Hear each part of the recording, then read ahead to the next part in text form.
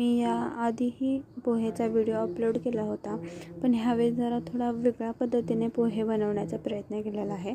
शेजारच्या काकूने ही रेसिपी सांगितली होती. म्हटलं एकदा ट्राय तर करून बघावं कशी लागतात.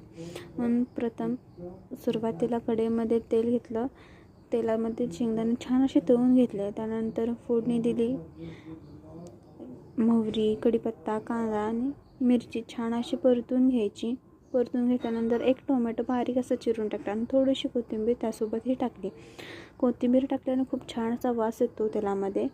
हळद, मीठ असं टाकून छान असं परतून घेतलं आणि थोडीशी साखर, मूठभर साखर टाकली आणि अर्धा लिंबू पिळला आणि 2-3 मिनिट हलवलं आणि पोहे छान असे परतून घेतले आणि मस्त असं आपले कांदा पोहे एका वेगळ्या स्टाईलनं आम्ही खाल्लं बरं का. खूप भारी लागत होते.